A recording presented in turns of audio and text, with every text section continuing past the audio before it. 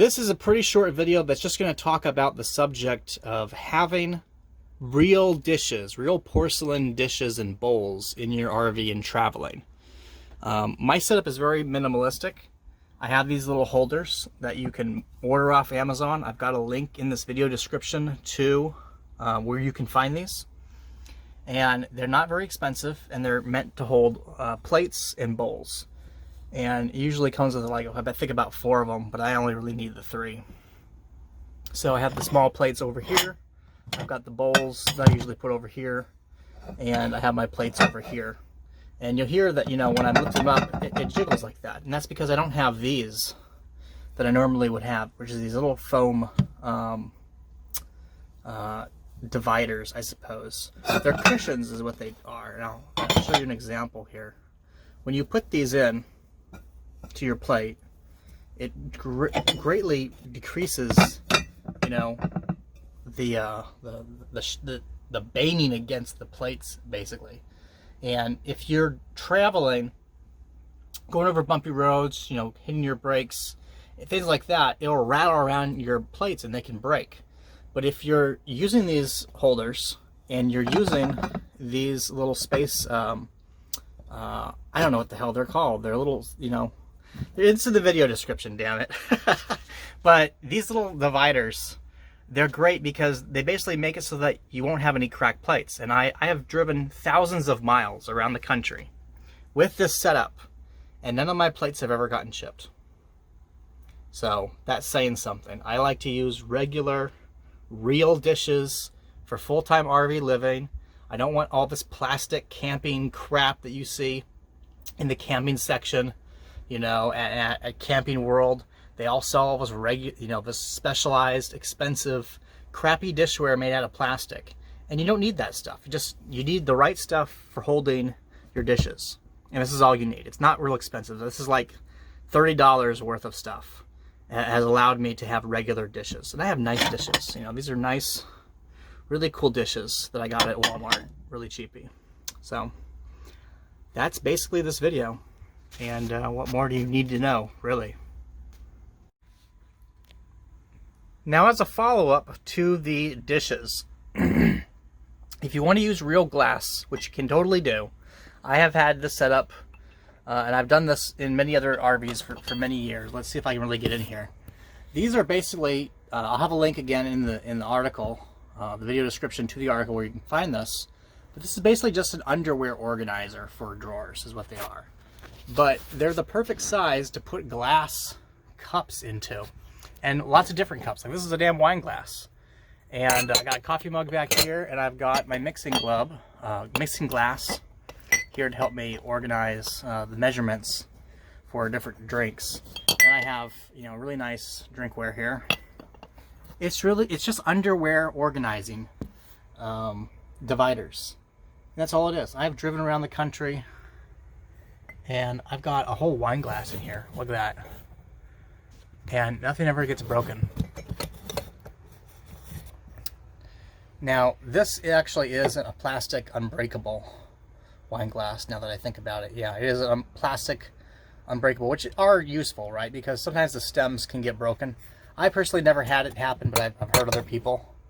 But I have lots of glassware in here. And this glassware, you know, nothing's ever gotten broken in this setup, in this situation. So I recommend it. It's not very expensive. I think these things cost like $10, $20 at most. Really depends. But this is how you do it. You don't need to have a bunch of plastic cups for your RV. You can have regular glassware. So hope you found this to be useful. So the subject of spices is important for cooking. If you're going to do full-time cooking, you want to have a spice rack. And it doesn't have to be too complicated. I have this little spice rack here that are meant to be stackable, meant to also, you know, you can bolt them against a wall, but I don't do that. I just let it sit up here on my counter area. That's what I do. And I've got lots of different spices. You know, what spices you're going to carry is going to be specific to you as an individual, of course. But this is how I easily organize it. It's really not that complicated. Now, another thing that I do, try to hide this over here because this is a little pornographic. This is a little magnetic spice rack. I love this thing. It just goes right onto your fridge, and it stays there. Now, when I do travel, I do put this on the ground because it's not going to stay there through all the bumping and everything.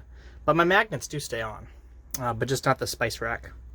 And I put the spices that I use the most for cooking onto this so they're more accessible. And then I put the more specialized stuff over here.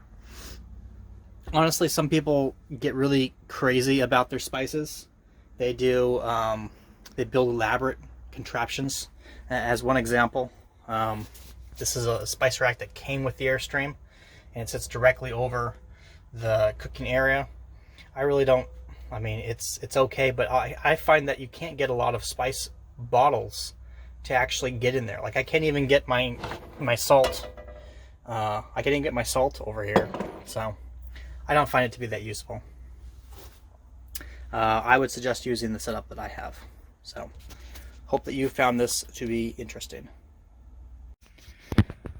So the next subject for storage that I think is important for an RV after your dishes and your glassware and your spices is, like, how are you going to organize all your damn food? Now, I primarily focus on dry goods and canned goods. I find these to be the best that store well. And the truth is, I've been dieting a lot, so I have a lot of food. I just had this for months. What I tend to do is I focus on packets that I can easily add water to and make sauces and things like that. And you'll notice that I rubber band this stuff together. If you just have it all loose, it's going to fly everywhere. But if it's rubber banded, they basically become one unit, right? So it stores much better. A lot of this stuff comes in boxes. As an example, here's all these little drinkware things for making punch. I take them all out of the boxes and I rubber band it. It takes up so much less space. The same thing with oatmeal packets. Just take it out of the box and rubber band it, and then you can stick it in here. I've got this little snack, this great little hiking snack treats. I rubber band it, and it takes up so much less space. This is one of the most useful tricks that I have come up with, is rubber banding packages to each other. Now, I do have one of these little, you know, I on a whim bought one of these things, but basically all this is a bunch of graham crackers. To be perfectly honest, this is a big thing of graham crackers. That's what the food ration bars are, and they store a long time, like 5-year shelf life, so that's cool. But it's fucking graham crackers, and you really don't need that. You'll probably never eat it. This shelving that Airstream put in here, I'm not a huge fan of. I am eventually going to replace this. It's meant to be adjustable with these little plastic holders, but these things tend to break. As an example, these sorts of dividers are were in my closet. And as you can see, the closet is broken because it just wasn't able to hold the weight of the food and the camera gear and the clothing, you know, my shoes and stuff that I had in here, so it broke. So in hindsight, I should have replaced that before I drove anywhere. Now I've got this mess on the floor, all stuff laying here that I gotta clean up later after I replace that floorboard. But you know, the basic premise is the same. I also like to take things out and baggy it myself, especially if it's, you know, technically I should have this in a plastic bag, because sometimes it gets really hot if you're like in the desert or something. These things can explode. The little seals will come off from the pressure, and it creates a mess everywhere. So I would recommend that you don't do that. In particular, you know, what type of food you should have. It's going to be subjective to what your dietary needs are and what type of food you like to eat. Really, the advice here is get canned goods and get packets of things that mix with water and powdered milk.